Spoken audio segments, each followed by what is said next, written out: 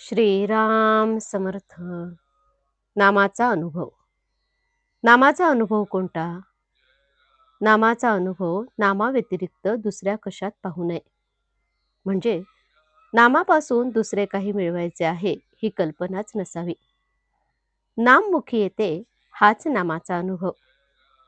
ज्या प्रमाणात आपल्या हातून नामस्मरण घडले त्या प्रमाणात आपल्याला नामाचा अनुभव आला असे समजावे. अखंड नामस्मरण टिकले की पुरा अनुभव आला. नामस्मरण करता करता चित्त एकाग्र होते. देहबुद्धी विसरून नाम घेणे हेच निर्गुण होणे आहे. मी कोण आहे हे कसे ओळखावे? मी कोण आहे हे ओळखायला जडाने म्हणजे वाचेनेच नाम घेण्यास सुरुवात करावी आणि ते नाम अखंड घेण्याचा प्रयत्न करावा. मग ते मनाने आतल्या आत होऊ लागते. पहिल्यानेच आपल्या प्रयत्नाने मनाला नामाचे वळण लावण्याच्या नादी लागू नये, कारण ते फारच अवघड आहे. नाम घेता घेता देहाचा विसर पडल्यावर मी कोण आणि देव कोण हे आपोआप कळेल. भगवंताच्या नामाचा नाद लागला तर दुःखाची जाणीव कमी होते. दुःखाची जाणीव नसल्यावर दुःख असले म्हणून बिघडले कुठे? काळोख्या रात्री जशी काठी आधार असते तसे संसारात नाम आहे. खाच खळगे काठीच्या योगाने टाळता येतात, तसे मोह लोभ इत्यादी संसारातल्या अडचणी नामाने समजतात आणि दूर करता येतात. विस्तवाजवळ तोफ ठेवले की ते वितळते, तसे नामाची शेगडी ठेवली की अभिमान वितळलाच पाहिजे. हाच नामाचा अनुभव. पण लोक नामाबद्दल ऐकूनच घेत नाहीत. जर कोणी ऐकून घेतले तर ते बिंबवून घेत नाहीत, त्याचे मनन करत नाहीत.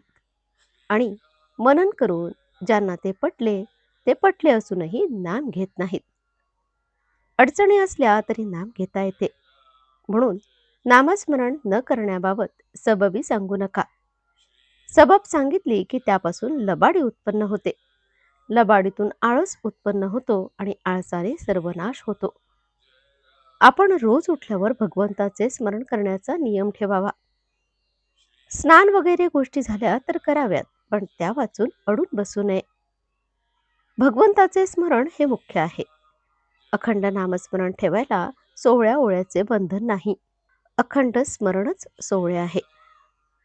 उपासना कोणतीही असली तरी नामाशिवाय ती पचनी पडत नाही. महत्व नामाला आहे. निरनिराळ्या देशातले अन्न निरनिराळे असू शकते, पण ते पचवण्याकरता लागणारे पाणी इथून तिथून सर्व सारखेच.